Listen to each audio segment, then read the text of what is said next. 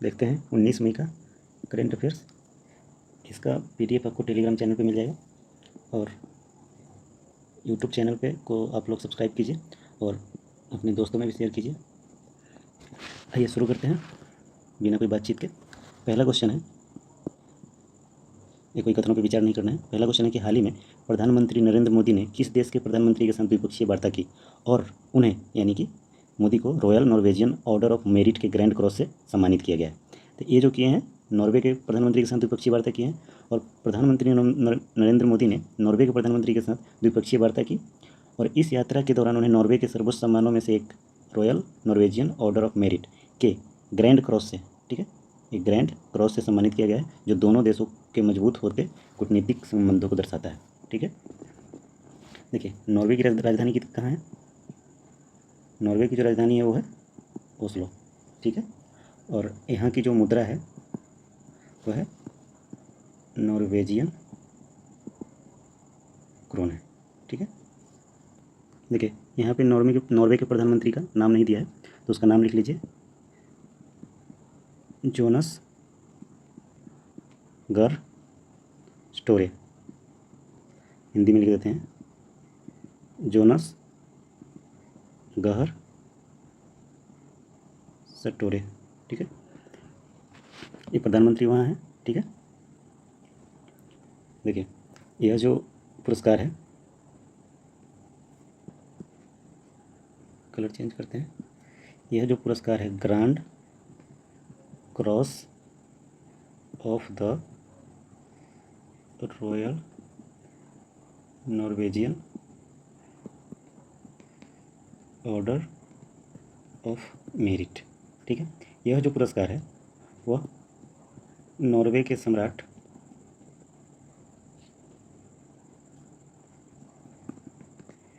King Herald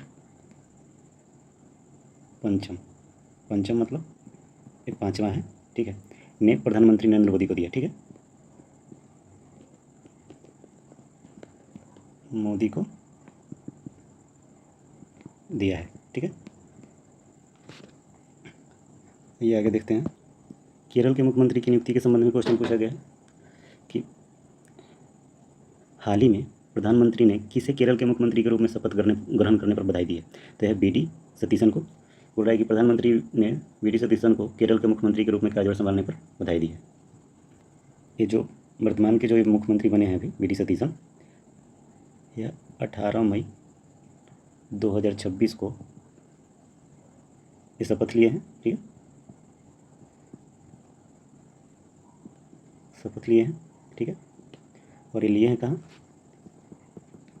Thiruvananthapuram के central stadium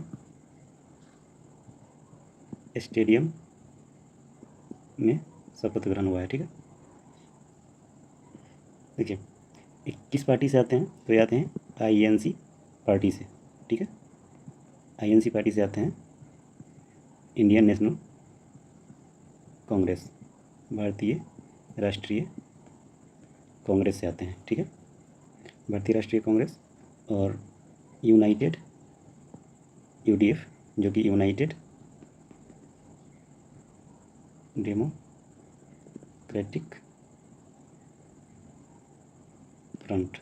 ठीक है, इनका जो विधानसभा क्षेत्र है यह है परवूर है।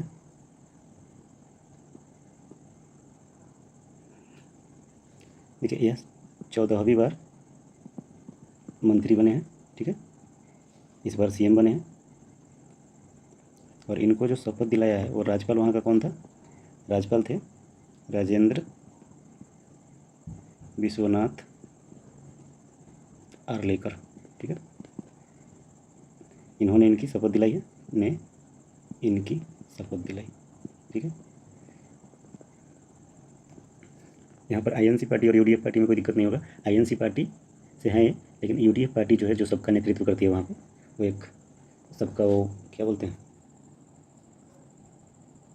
ये लीड करती है, गठबंधन का नेतृत्व करती है। ठीक है, ठीक है, अगला क्वेश्चन देखते हैं। अगला क्वेश्चन है कि यह है पूछा अंतर्राष्ट्रीय सम्मेलन और संबोधन से कि प्रधानमंत्री ने हाल ही में किस वैश्विक मंच के उद्योग सम्मेलन को संबोधित किया है। राउंड टेबल फॉर इंडस्ट्री, ठीक है। तो ये क्या है, European round table for industry. देखिए, प्रधानमंत्री ने यूरोपीय उद्योगपतियों के समूह European round table for industry को संबोधित किया। इसका मुख्य उद्देश्य भारत में निवेश को बढ़ावा देना और यूरोपीय देशों के साथ आर्थिक सहयोग को मजबूत करना है, ठीक है। देखिए, नॉर्वे के अलावा प्रधानमंत्री मोदी ने हाल ही में किस अन्य नॉर्डिक देश के प्रधानमंत्री के साथ द्विपक्षीय वार्ता की है। देखिए हैं स्वीडन के, ठीक है। भारत अपनी नॉर्डिक नीति के तहत स्वीडन, नॉर्वे जैसे देशों के साथ नवाचार, हरित ऊर्जा और सुरक्षा जैसे क्षेत्रों में सहयोग बढ़ा रहा है। स्वीडन के साथ वार्ता इसी कड़ी का एक हिस्सा है, ठीक है। इसमें कोई दिक्कत नहीं होगा। देखिए, स्वीडन के जो पीएम है वो है उल्फ क्रिस्टरसन, ठीक है, क्रिस्टरसन, ठीक है। स्वीडन की जो कैपिटल यानी कि राजधानी है वह है स्टॉकहोम, ठीक है। यहाँ की जो करेंसी है यानी कि मुद्रा है वह है स्वीडिश क्रोन, ठीक है। यहाँ की जो भाषा है वह है स्वीडिश, ठीक। यहाँ के जो राजा हैं वह है राजा कार्ल 16 है, ठीक है। ये 16वें होंगे, ठीक है। गुस्ताफ, राजा कार्ल 16वां गुस्ताफ है, ठीक है।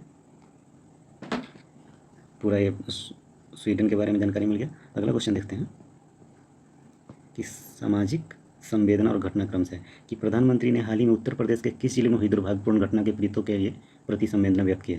ये लखीमपुर खीरी में, ठीक है। अब ये घटना हुआ है 18 मई मंडे को, 18 मई मंडे, कलर चेंज करते हैं। लखीमपुर खीरी जो है ना में नेशनल हाईवे है NH 730। इस पर एक यात्री वाहन और ट्रक के बीच जो टक्कर हुआ था उसमें 10 लोगों की दर्दनाक मौत हुई है, ठीक है, ठीक है। तो ये जो हुआ है 18 मई को सुबह में घटना हुआ था। यात्रियों से भरा मैजिक वाहन था पूरा, वो ट्रक से टक्कर खाई और 10 लोगों की मौत हो गई। तो इसी के लिए संवेदना व्यक्त किए थे प्रधानमंत्री मोदी जी। और एग्ज़ाम में तो पूछेगा नहीं, लेकिन लखीमपुर खीरी के बारे में अगर कुछ पूछेगा तो इसके लिए आज का घटना था, बता दिया, उतना इंपॉर्टेंट है नहीं एग्ज़ाम के व्यू से।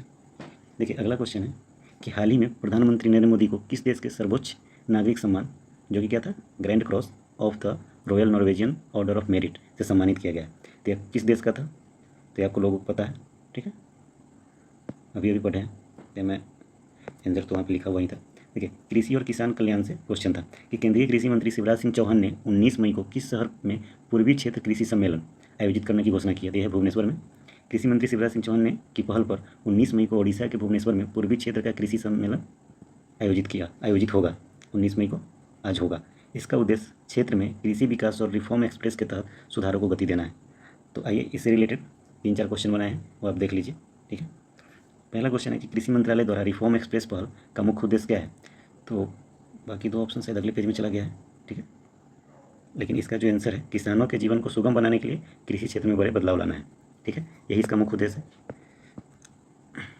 देखिए, केंद्रीय कृषि मंत्री शिवराज सिंह चौहान ने पीएम मोदी के रिफॉर्म एक्सप्रेस विजन के तहत कृषि मंत्रालय में बड़े बदलावों का संकेत दिया है। इसका लक्ष्य नीति को सरल बनाना और तकनीक का उपयोग करके किसानों की आय और जीवन स्तर में सुधार करना है, ठीक है। अब अगला क्वेश्चन है, इसी से रिलेटेड है, इसका उत्तर मैं नहीं बताऊंगा, आप लोगों को बताना है कि पीएम मोदी के रिफॉर्म एक्सप्रेस पहल के तहत श्री शिवराज सिंह चौहान ने किस मंत्रालय के कामकाज में बदलाव लाने का ऐलान किया है। तो आपका ऑप्शन है वाणिज्य एवं उद्योग मंत्रालय, कृषि एवं किसान कल्याण मंत्रालय, आयुष मंत्रालय या गृह मंत्रालय। इसका आंसर आप लोग कमेंट करके दे सकते हैं, ठीक है। देखिए, अगला क्वेश्चन है, इसी से रिलेटेड है कि 15/5/2026 यानी कि 15 मई 2026 तक की प्रगति रिपोर्ट के अनुसार किस प्रकार की फसलों के अंतर्गत क्षेत्रफल कवरेज में वृद्धि देखी गई है। ये देखी गई है ग्रीष्मकालीन फसलों के अंतर्गत, ठीक है। देखिए, 15 मई 2026 तक प्रगति के आंकड़ों के अनुसार ग्रीष्मकालीन यानी कि जायद फसलों के क्षेत्रफल कवरेज में सुधार हुआ है, ठीक है। जायद फसल के बारे में हम 2-3 दिन पहले बताए थे, ये भी आप लोग कमेंट कीजिए कि जायद फसल होता क्या है, ठीक है। जायद, रबी, खरीफ सब बताए थे। और जायद फसल जो होता है वो कौन से महीने के बीच में होता है, ठीक है, कब उसकी खेती शुरू होती है और कब उसको काटा जाता है। तीसरा क्वेश्चन इसी से रिलेटेड, 19 मई को पूर्वी क्षेत्र का कृषि सम्मेलन कहाँ आयोजित किया जाना है, ये तो अभी पढ़े ही हैं, ठीक है। और इसी से रिलेटेड चौथा क्वेश्चन है कि कृषि मंत्रालय में कार्य क्षमता बढ़ाने के लिए वर्तमान में कौन सा मॉडल लागू किया गया है, तो ये है कि 20% रोटेशनल वर्क फ्रॉम होम और जोनल कॉन्फ्रेंस, ठीक है। देखिए, मंत्रालय अब वर्चुअल मोड को अपना रहा है। कार्यालय में तेजी लाने और अधिकारियों की उपलब्धता सुनिश्चित करने के लिए 2 जोनल कॉन्फ्रेंस और 20% रोटेशनल वर्क फ्रॉम होम की नीति अपनाई गई है ताकि फाइलों का निपटान तेजी से हो सके, ठीक है। देखिए, वाणिज्य एवं उद्योग से क्वेश्चन कि वाणिज्य और उद्योग मंत्री पीयूष गोयल के अनुसार भारत ने अगले 5 वर्षों में कितने ट्रिलियन डॉलर के निर्यात का लक्ष्य रखा है। देखिए, सबसे पहले जानते हैं कि अभी वर्तमान में जो निर्यात का लक्ष्य है वो 1 ट्रिलियन डॉलर है, ठीक है, लेकिन अगले 5 वर्षों में इसको 2 ट्रिलियन डॉलर का लक्ष्य रखा गया है, ठीक है।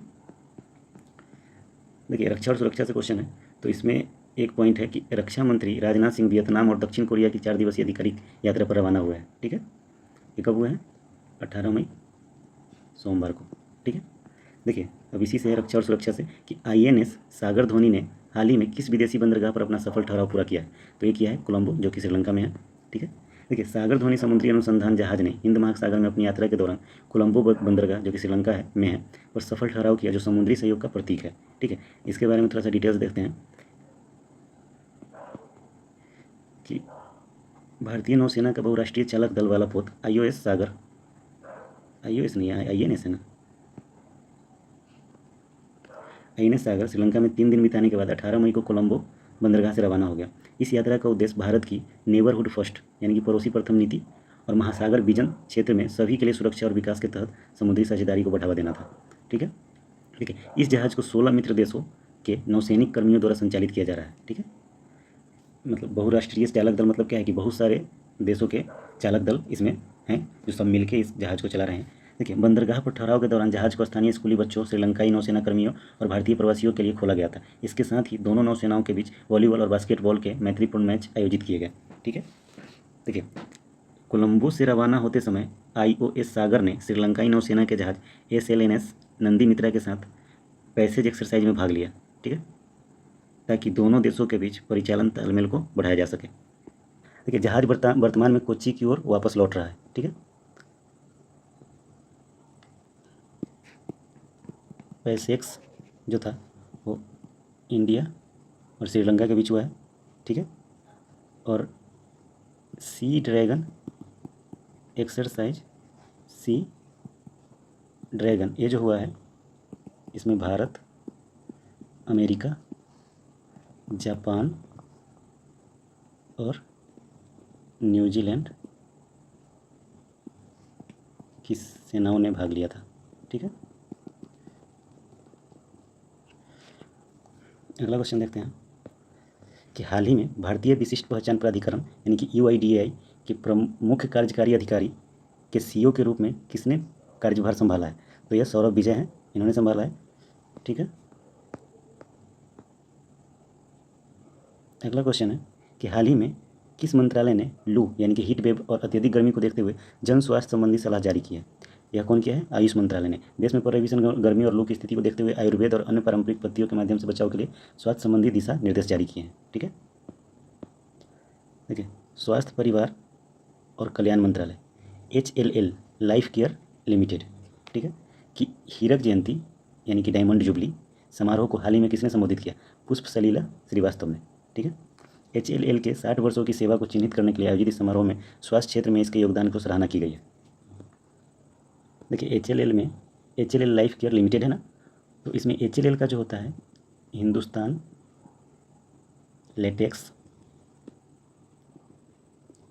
Limited, Hindustan latex limited life care, ठीक है। HLL का फुल फॉर्म वही होता है Hindustan latex limited.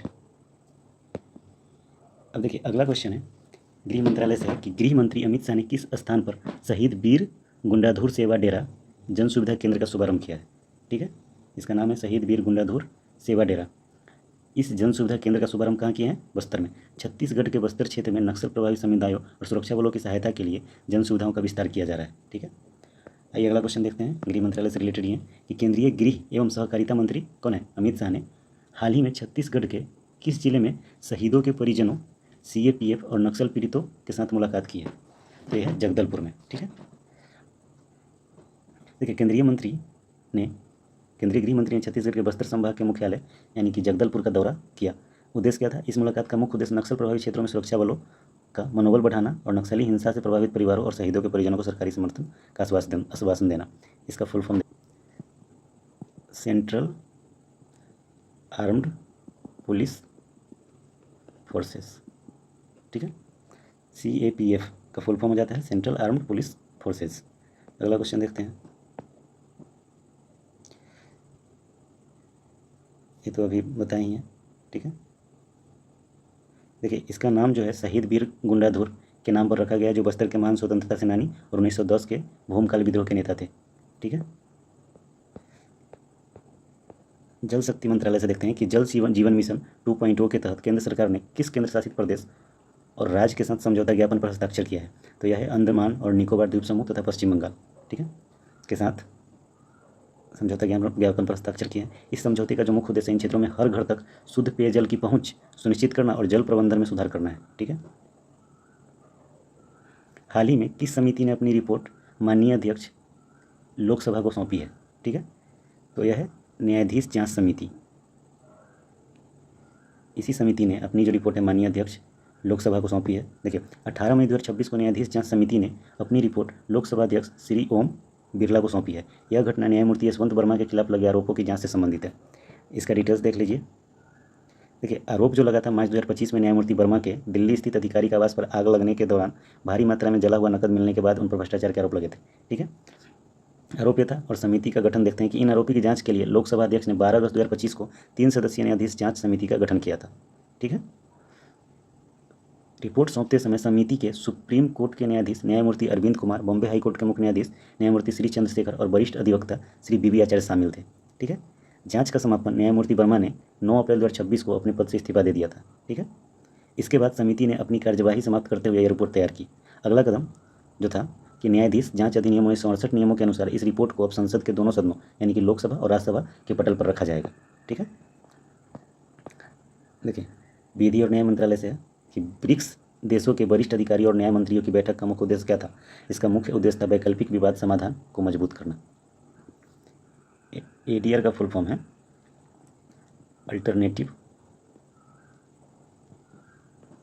Alternative dispute resolution. ठीक है, देखिए अदालतों के बाहर विवादों को सुलझाने के लिए ब्रिक्स देशों के बीच क्षमता निर्माण पर चर्चा हुई। यह ईज ऑफ डूइंग बिजनेस के लिए महत्वपूर्ण है।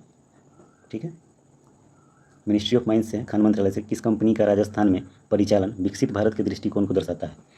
जैसा कि G किशन रेड्डी ने उल्लेख किया था। ठीक है, तो यह है हिंदुस्तान जिंक भारत की प्रमुख जस्ता शीशा उत्पादक कंपनी है। राजस्थान में इसका आधुनिक परिचालन आत्मनिर्भरता और औद्योगिक विकास का प्रतीक माना गया है। ठीक है, देखिए ministry of petroleum and natural gas से क्वेश्चन है कि हाल ही में अंतर मंत्रालयी प्रेस वार्ता का केंद्र बिंदु कौन सा क्षेत्र रहा है? तो यह रहा है पश्चिम एशिया। भारत अपनी ऊर्जा सुरक्षा के लिए पश्चिम एशिया पर अत्यधिक निर्भर है। वहाँ के घटनाक्रमों का सीधा असर भारत की तेल कीमतों और आपूर्ति श्रृंखला पर पड़ता है। तो यह जो है अंतर मंत्रालयी प्रेस वार्ता, ये 2-3 दिन पहले भी ये बताया था मैंने। ठीक है, तो कोई क्वेश्चन इसमें रिपीट इसलिए करते हैं ताकि आपको रिवीजन हो सके। ठीक है,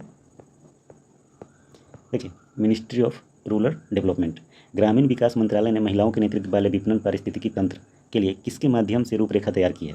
तो ये किए हैं C-Marts के। ठीक है, C-Marts का उद्देश्य जो है महिला उद्यमियों को और स्वयं सहायता समूहों के उत्पादों को अखिल भारतीय स्तर पर एक ब्रांड और बाजार उपलब्ध कराना है, जो कि C-Marts से ही पता चलता है कि महिलाओं के लिए है। ठीक है, अगला क्वेश्चन है ministry of science and technology के। हाल ही में अमेरिकी प्रतिनिधिमंडल ने भारत में किस क्षेत्र में निजी निवेश की संभावनाओं पर डॉक्टर जितेंद्र सिंह के साथ चर्चा की है? तो वह है परमाणु सेक्टर। ठीक है, परमाणु ऊर्जा क्षेत्र में निजी भागीदारी को बढ़ावा देना भारत के नेट जीरो कार्बन लक्ष्य की प्राप्ति के लिए एक बहुत बड़ा कदम माना जा रहा है। ठीक है, अगला क्वेश्चन है सांख्यिकी एवं कार्यक्रम कार्यान्वयन मंत्रालय से। अखिल भारतीय राजभाषा समारोह 2026 का आयोजन किस मंत्रालय के तत्वावधान में किया जा रहा है? ठीक है, तो ये किया जा रहा है सांख्यिकी एवं कार्यक्रम कार्यान्वयन मंत्रालय। यहाँ पे तो लिखा हुआ था कि किस मंत्रालय से क्वेश्चन है। ठीक है, सरकारी कामकाज में हिंदी राजभाषा के प्रयोग को बढ़ावा देने के लिए MOSPI द्वारा 2026 के लिए इस विशेष समारोह की योजना बनाई गई है। MOSPI का जो फुल फॉर्म है वो है मिनिस्ट्री ऑफ स्टैटिस्टिक्स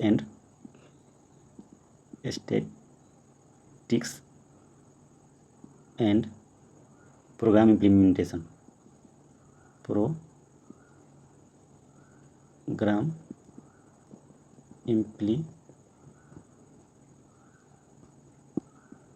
यहाँ पे लिख देता हूँ, ठीक है।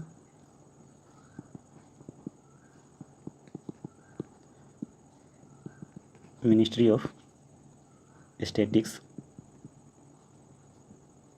प्रोग्राम इम्प्लीमेंटेशन, ठीक है, MOSPI। आइए अगला क्वेश्चन है यूपीएससी से, संघ लोक सेवा आयोग से। यूपीएससी की सिविल सेवा प्रारंभिक परीक्षा 2026 की अंतिम उत्तर कुंजी यानी कि फाइनल आंसर की कब जारी की जाएगी? तो देखिए ऑप्शन है परीक्षा के तुरंत बाद, परिणाम घोषित होने से पहले, पूरी चयन प्रक्रिया या परीक्षा के बाद, या मुख्य परीक्षा के बाद। तो ये जो है पूरी चयन प्रक्रिया और परीक्षा के बाद, ठीक है।